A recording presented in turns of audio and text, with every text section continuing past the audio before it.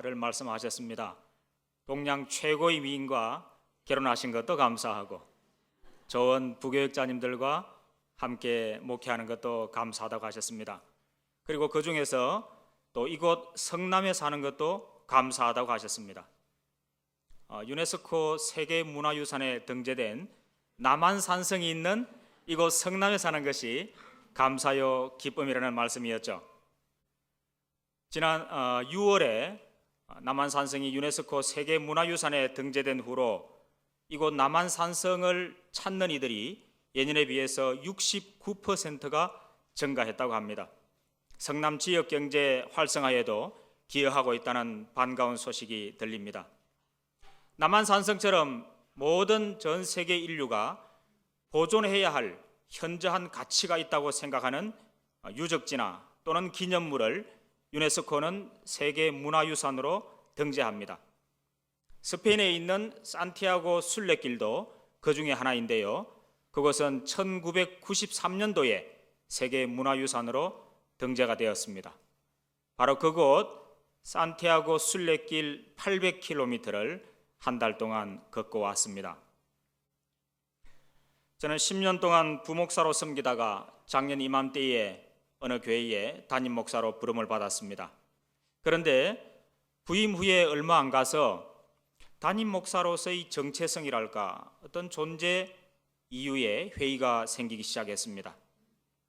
심령이 피폐해지고 또 건강도 몹시 나빠졌습니다. 급기야 이대로 더 가다가는 죽는다는 의사 선생님의 경고도 있었습니다. 심각한 고민과 기도 끝에 결국 5개월 만에 사임을 했습니다.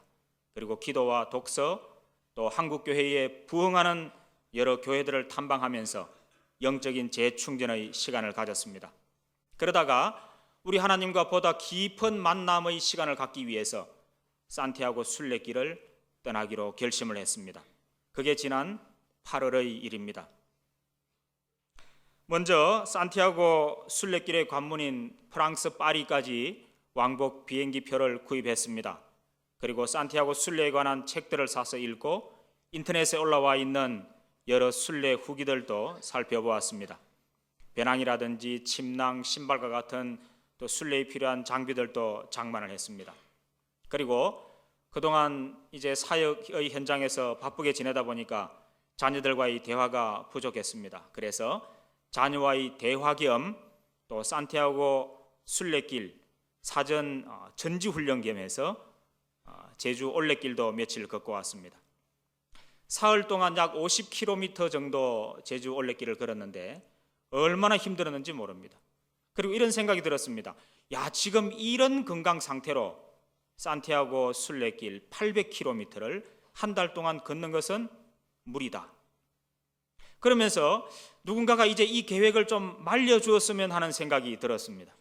하지만 이미 늦었습니다. 너무나 많은 이들에게 알려져 있고 또 우리 홍정기 목사님처럼 열렬히 응원하는 분들이 계셨기 때문에 이제 계획을 취소하거나 변경하기도 힘들게 되었습니다. 이제 주사위는 던져졌습니다. 사랑하는 이들에게 중보 기도를 요청하고 프랑스 파리행 비행기에 몸을 실었습니다. 드디어 9월 19일에 프랑스 남부에 있는 생장 피드포르라고 하는 곳에서 산티아고 800km 순례의 여정을 출발했습니다. 순례 첫날에는 날씨가 좋을 때만 걸을 수 있다고 하는 그림처럼 아름다운 피레네 산맥을 넘어갔습니다. 나폴레옹이 스페인 반도 전쟁 중에 군사를 이끌고 넘었던 길이죠. 그래서 이름하여 나폴레옹 루트라고 하는 그 길 25km 정도를 약 10시간에 걸쳐서 걸었습니다. 몸은 힘들었지만 얼마나 뿌듯하고 좋았는지 모릅니다. 그런데 무거운 배낭이 문제였습니다. 산티아고 순례길을 걸을 때 자신의 몸무게 10분의 1이 적정 중량이라고 하는데요. 그러니까 저 같은 경우는 6kg 정도면 딱 좋은데 2배가 넘는 14kg나 되는 무거운 배낭을 짊어지고 갔기 때문입니다. 산티아고 순례는 중량과의 싸움이라고 해도 과언이 아닐 정도입니다. 그래서 심지어 눈썹도 뽑아놓고 걷는다 이런 얘기가 있을 정도입니다. 첫날 이제 이런 그 무거운 짐들을 좀 정리하느라고 아까운 것들을 많이 버렸습니다. 새로 산 바지도 버리고 티셔츠도 버리고 비누, 로션, 슬리퍼, 심지어 무릎 보호대도 다 버렸습니다. 순례를 무사히 마치기 위해서는 아까워도 할 수 없습니다. 다 버려야 했습니다. 그러면서 이런 생각이 들었습니다. 그동안 나는 얼마나 많은 것들을 움켜쥐고 살아왔는가, 또 얼마나 불필요한 것들을 가지고 살아왔던가, 그리고 내가 살기 위해서 나는 얼마나 귀한 것들을 많이 내려놓을 수 있는가, 이런 생각들도 해보았습니다. 이제 배낭짐이 약 3kg 정도 줄어들었습니다. 발걸음도 가볍게 순례 둘째 날을 힘차게 출발했습니다. 그런데 얼마 못 가서 왼쪽 무릎에 통증이 시작되었습니다. 첫날 가파른 그 피레네 산맥을 넘어오는 가파른 내리막길을 약 4시간 정도 걸어 내려올 때 무릎에 문제가 생겼던 것 같습니다. 순례 셋째 날이 되었습니다.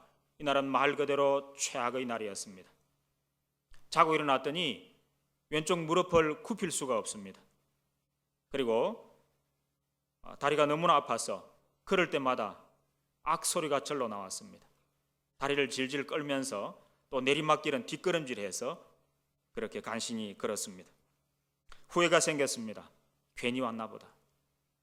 그리고 저 자신에게 원망과 또 불평이 생겼습니다. 이건 정신 나간 짓이 아닌가.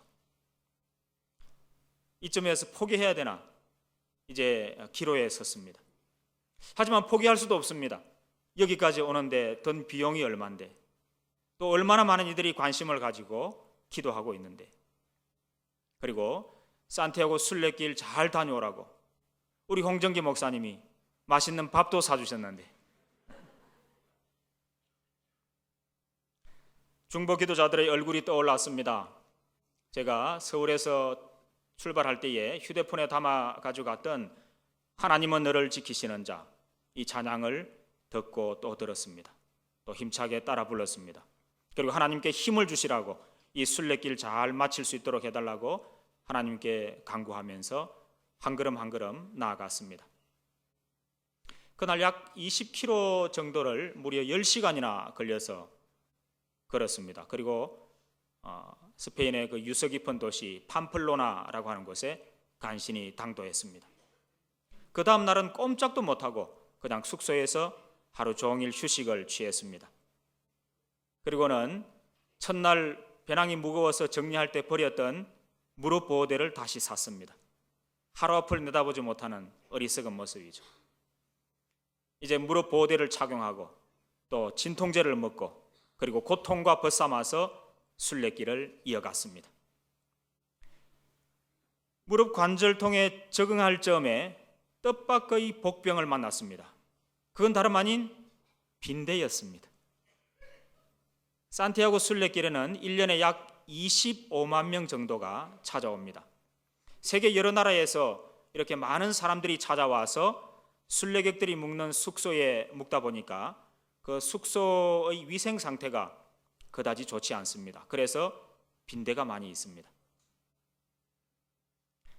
산티아고 순례가 끝날 때까지 온몸에 50곳 이상을 물렸습니다. 이 빈대한테 물리는 게 얼마나 고통스러운지 모릅니다.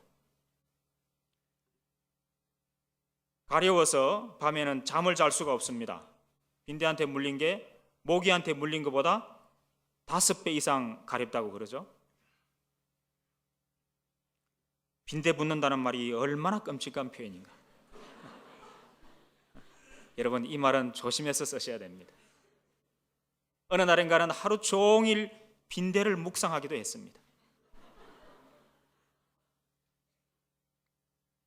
가려워서 온몸을 긁느라고 밤잠을 못 이루는 모습을 보고 어느 순례객이 저한테 이렇게 말했습니다. 당신은 지금 욥의 고난을 겪고 있는 중입니다.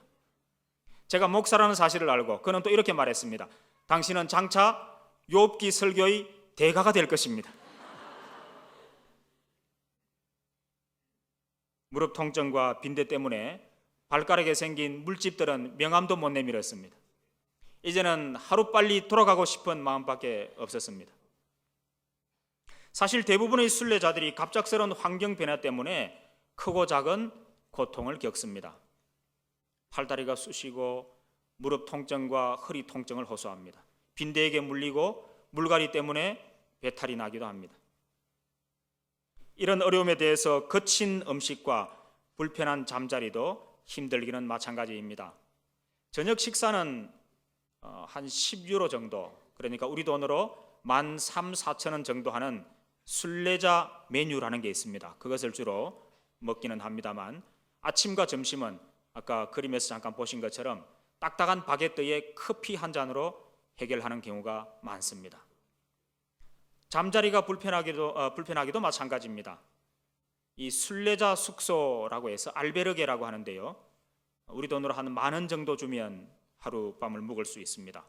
이런 알베르게는 적게는 30명에서 많게는 150명까지 드는 곳인데 이곳은 남녀 구별이 없습니다. 오는 순서대로 이제 이 침대를 배정을 해줍니다.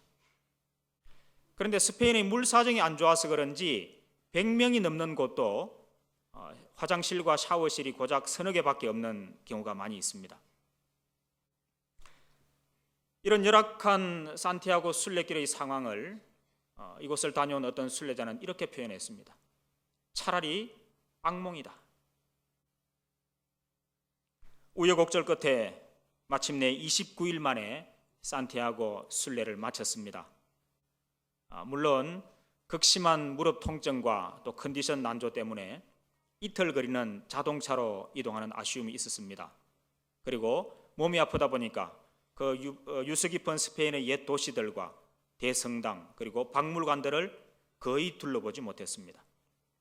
고통과 아쉬움 속에서 산티아고 순례길 800km를 완주했다는 순례 증명서를 받아들였을 때 그 기쁨은 이루 말할 수 없는 것이었습니다. 사실 산티아고는 고난의 길입니다.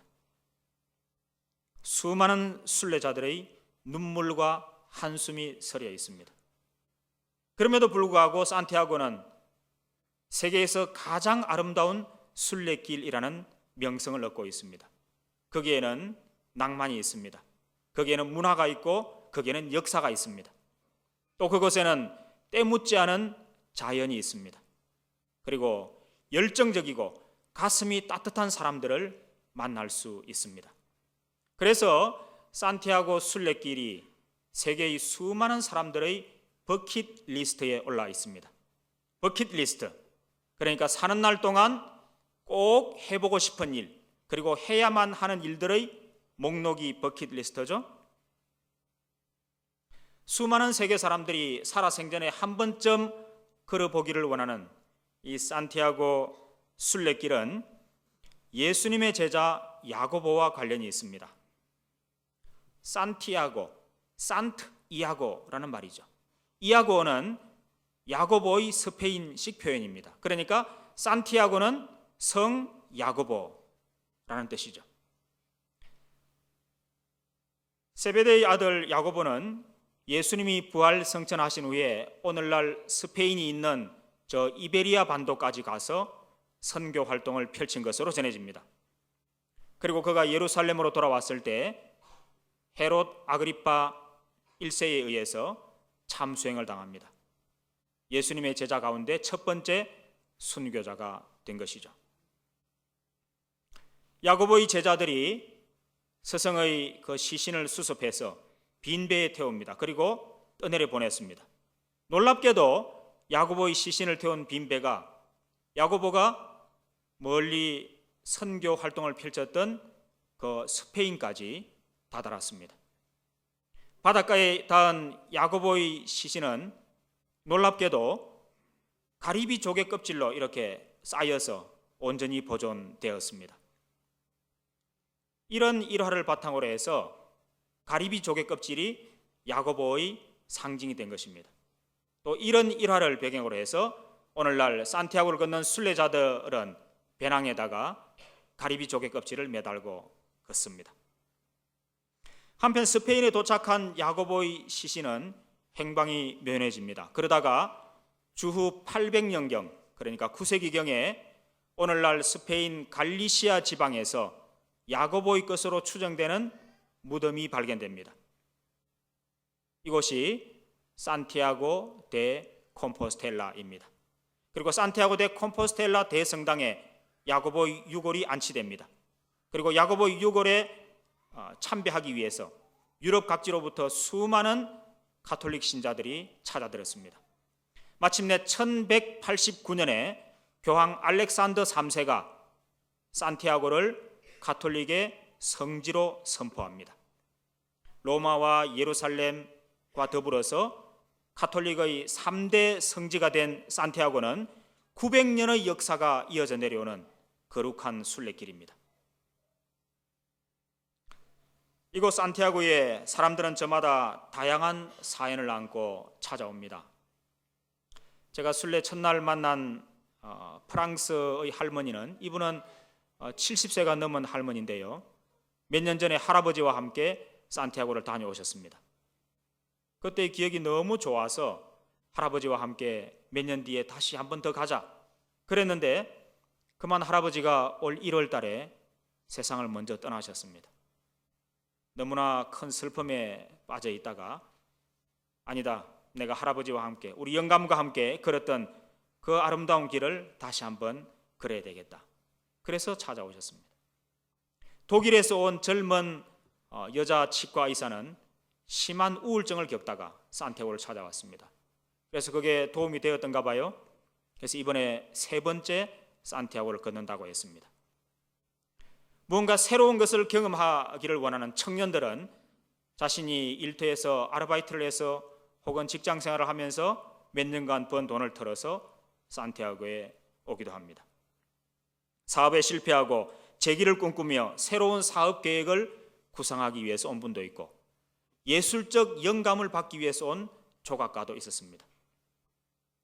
이혼의 아픔을 달래기 위해서 찾아온 중년 남성도 있었습니다. 지독한 고통 가운데에서 마음의 평안을 얻고 또 영혼의 자유를 얻기 위해서 찾아온 순례자도 있었습니다. 어떤 장로님이 쓰신 책을 보니까 이분은 손자가 뇌종양에 걸렸는데 벼랑 끝에 달린 심정으로 손자를 고쳐주시기를 하나님께 부르짖고 기도하면서 다녀왔노라고 했습니다. 이처럼 사람들은 다양한 동기나 목적을 가지고 산티아고를 찾습니다. 그렇다면 나는 왜 산티아고에 왔는가? 다시 한번 저 스스로에게 질문해 보았습니다. 제가 산티아고를 찾게 된 것은 사실은 절박함 때문이었습니다. 신분의 수직 상승을 꿈꾸면서 고시 준비의 저 말석에 있던 사람이 하나님의 부르심을 받고 주의 종이 되었습니다. 지난 15년 동안 나름 열심히 섬김의 현장에서 사역을 감당하고 달려왔습니다. 그리고 이제 반환점에 섰습니다. 이 반환점에서 심호흡 크게 한번 하고 뚜벅뚜벅 앞으로 걸어가야 하는데 뜻밖에도 섬김의 현장을 떠나게 되었습니다. 앞으로 나는 어떻게 해야 하는가? 나를 불러줄 교회는 어디인가? 일찍이 루터는 말했습니다. 기도와 독서, 시련과 묵상이 목사를 만든다. 이런 생각을 했습니다. 오죽 변변치 못하면 하나님이 이렇게 남들 안 하는 이런 시련을 주시고 이런 고생을 하게 하시는가? 내 이름에 길자가 들어가서 이렇게 원도 한도 없이 많이 걷게 하시는가?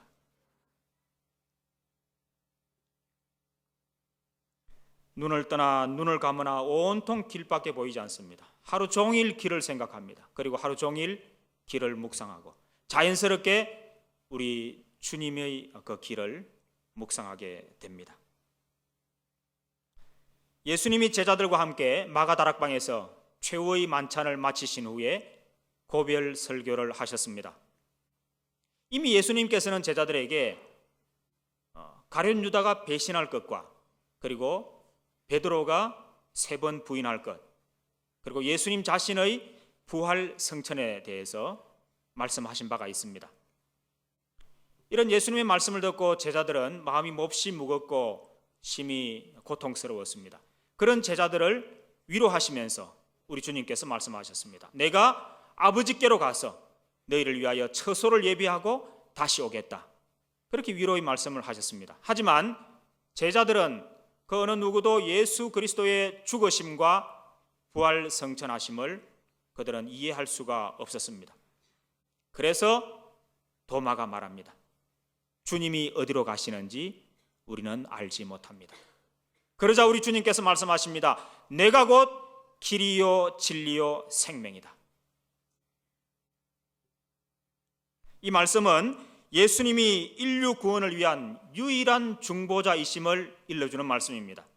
그리고 예수님만이 진리와 생명의 길로 인도하시는 구원 그 자체이심을 확정해주는 말씀입니다. 스위스 쥐리히를 중심으로 개혁운동을 펼쳤던 쩌빙글리라는 분이 있는데 이분이 이렇게 말했습니다. 예수 그리스도는 과거와 현재와 미래의 모든 사람을 위한 유일한 구원의 길이다. 예수 그리스도 이외의 다른 길을 찾거나 가리키는 자가 있다면 그는 오류를 범하는 것이며 영혼을 죽이는 살인자요 도둑이다 라고 말했습니다. 그런데 꼭 예수 믿고 교회 나와야만 구원받느냐라고 항변하는 이들도 있습니다. 제가 산티아고에서 만난 김 집사님도 그런 분들 중의 한 분이었습니다. 이분은 국내 대기업에서 임원으로 일을 하다가 직장을 그만두고 산티아고에 왔습니다. 대기업에서 살아남기 위해서 얼마나 치열하게 살아왔는지 모른다고 했습니다. 이분이 젊었을 때는 청년부에서 열심히 헌신했습니다. 그리고 장년이 되었어도 교회에 잘 나왔습니다. 그런데 언제부턴가 교회가 답답하다는 느낌이 들었습니다. 닭장 안에 갇혀서 자기들끼리 물고 뜯고 싸우고 하는 모습이 너무나 실망스럽다고 했습니다. 그래서 이분은 이런 답답한 닭장을 벗어나기로 결심했습니다. 본인의 표현으로는 교회를 극복했다고 했습니다. 교회를 극복하고 닭장 밖으로 나왔더니 새로운 세계가 열렸다고 했습니다. 주일이면 가족들과 오붓한 시간을 가질 수 있고요. 수억 원의 연봉을 받는데 거액의 11조를 안 해도 좋고요. 참으로 귀한 분인데 교회를 떠나셨구나. 안타까운 마음으로 이분의 이야기에 귀를 기울이면서 경청했습니다. 그리고 이렇게 기도했습니다. 이분이 다시 주님께로 돌아오기를, 그리고 살아계신 하나님을 인격적으로 만나기를 기도했습니다. 산티아고 800km 순례길을 돌이켜보면 그것은 고통의 길이었습니다. 무릎 통증 때문에 순례길을 걷는 내내 고생했습니다. 빈대 때문에 밤에는 잠도 제대로 못 잤습니다. 가도 끝이 안 보이는 땡볕길을 하루 종일 걷기도 하고요. 쏟아지는 폭우 속을 걷기도 했습니다. 원망과 불평도 생겼고 마음속에는 걱정, 근심이 여전히 떠나지 않고 있었습니다. 하지만 절대 고독 가운데 순례길을 걷는 동안 하나님께서는 그 고통을 축복으로 바꾸어 주셨습니다. 무엇보다도 기다림과 인내의 소중함을 다시금 일깨워 주셨습니다. 프랑스의 사회학자 다비드 르 브르통이 걷기 예찬이라는 책에서 말했듯이 사물에 대한 새로운 관심을 가지게 되었습니다. 그리고 마음의 여유를 갖게 되었고요. 저희 영혼이 깨끗이 정화되는 그런 경험도 하게 되었습니다. 고통 중에 걸었던 산티아고 2000리 순례길은 마침내 감사의 길이 되었습니다. 이렇게 한 달씩이나 이곳에 와서 걸을 수 있다는 것이 얼마나 감사한 일인가. 고통 가운데에서도 포기하지 않고 끝까지 걷게 하시니 얼마나 감사한가. 우리 홍정기 목사님처럼 틈틈이 카톡으로 연락을 주시면서 격려하시고 기도해 주시는 분이 계시니 얼마나 감사한가. 또 부족한 저를 위해서 시간을 정해두고 기도해 주는 중보 기도자들을 생각하니 감사가 절로 나왔습니다. 좀채로 빠지지 않던 똥뱃살이 빠지게 된 것도 감사했습니다. 소설가 서영은 씨의 표현처럼 길 위에서 길을 만나는 축복을 주시니 감사했고, 뜻밖에도 귀한 순례객들을 만나게 하시니 감사했고, 제가 그동안 미워하고 원망하던 이들을 긍휼히 여기는 마음으로 바라보게 하시고 그들을 용서하는 마음을 갖게 해주시니 또한 감사했습니다. 다윗의 광야길, 사도 바울의 선교 여행길, 그리고 우리 주님의 비아 돌로로사를 묵상하면서 우리 주님께서 오늘 저에게 들려주길 원하시는 그 음성에 귀를 기울이게 하시니 또한 감사했습니다. 이처럼 복되고 감사가 충만한 산티아고 순례길을 한 번에 완주하는 것이 쉽지는 않은가 봅니다. 그래서 산티아고 순례길을 단번에 완주하는 비율이 15%밖에 안 된다고 합니다. 많은 유럽 사람들은 2년, 3년 혹은 그 이상 여러 해에 걸쳐서 여름에 휴가를 받아서 와서 걷곤 합니다. 그리고 또 어떤 이들은 이런 뜻하지 않은 부상과 이런 사고 이런 것들 때문에 중간에 포기하는 경우도 있고, 또 심지어 어떤 이들은 산티아고 순례길을 걷다가 목숨을 잃기도 합니다. 산티아고 순례길에서 만난 어떤 순례자는 지난 10년 동안 거의 하루도 빠짐없이 1시간 이상 걸었다고 했습니다. 그래서 이분은 초반에 말 그대로 펄펄 날아다녔습니다. 얼마나 잘 걸었는지 모릅니다. 그런데 얼마 못 가서 발바닥 통증 때문에 굉장히 고통스러워하는 것을 보았습니다. 순례 초반에 무릎 통증 때문에 더 가야 하나 말아야 되나 이렇게 염려하던 제가 오히려 더 잘 걷고 있었습니다. 이런 생각이 들었습니다. 산티아고에는 누구나 올 수 있다. 그러나 아무나 걸을 수는 없는 길이다. 우리 믿음의 길도 이와 같지 않을까요? 진리의 길, 생명의 길 대신 예수 그리스도께로 모든 사람들이 초청을 받았습니다. 하지만 모두가 그 길을 다 걷지는 못합니다. 우리 하나님께서 힘주시고 하나님께서 함께 하시고 하나님께서 인도하셔야만 걸을 수 있는 길입니다. 우리는 다양한 길을 걷고 있습니다.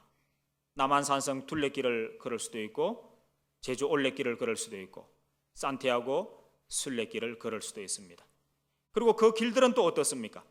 넓고 평탄한 길일 수도 있고 좁은 길, 또 메마른 광야길일 수도 있습니다. 우리가 그 어떤 길을 걷든 그것은 우리 인생길의 한 단면에 불과합니다.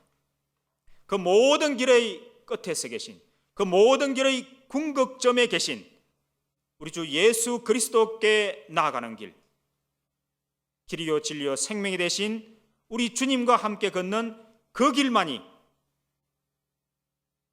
소망의 길이요 축복의 길이요 구원의 길입니다. 성남 제1교회 성도님들은 지금 어떤 길을 걷고 계십니까? 여러분이 지금 넓은 길, 평탄한 길을 걷고 계시면 하나님께 감사하시기 바랍니다. 혹시 여러분이 지금 메마른 광야길, 고통의 길을 걷고 계십니까? 그곳에 여전히 우리와 함께 하시는 하나님을 신뢰하시기 바랍니다. 그리하여 우리의 고통의 길이 오히려 축복의 길이요 감사의 길이 되는 것을 경험하시기를 소원합니다. 산티아고에서 돌아온 지 며칠 후에 예의 그 김 집사님한테서 카톡이 왔습니다. 목사님 불안한데요. 아무래도 목사님 때문에 다시 교회에 나가야 될 것 같은 불안감이 생깁니다. 산티아고 순례길에서 한 생명을 사랑하시는 하나님께서 역사하신 줄 믿습니다. 산티아고 순례길을 보통은 카미노라고 말합니다. 카미노, 길이라는 뜻이죠. 그래서 카미노를 걸을 때 누가 먼저랄 것도 없이 서로에게 이렇게 인사를 건넵니다. 부엔 카미노, 부엔 카미노, 부엔 카미노. 굿웨이, 좋은 길, 복되고 형통하고 평안한 길, 안전한 길 되기를 원합니다. 이런 기원을 담아서 인사하는 인사말이죠. 오늘도 길이요 진리요 생명이 되신 우리 주 예수 그리스도와 함께 이 땅의 순례길을 걷고 계신 성남제일교회 모든 성도님들을 축복합니다. 부행 카미노. 기도하겠습니다. 자비하신 하나님, 오늘 부족한 종으로 하여금 산티아고 순례 보고를 하도록 인도하시고 산티아고 순례길에서 경험한 하나님의 은혜를 나누게 하시니 감사합니다. 성남제일교회 홍정기 담임 목사님과 부교육자님들, 장로님들과 성도님들을 축복하여 주시옵소서. 복되고 평안한 길로 인도하여 주시옵소서. 날마다 하늘 평안을 내려 주시옵소서. 예수님의 귀하신 이름으로 기도드립니다. 아멘.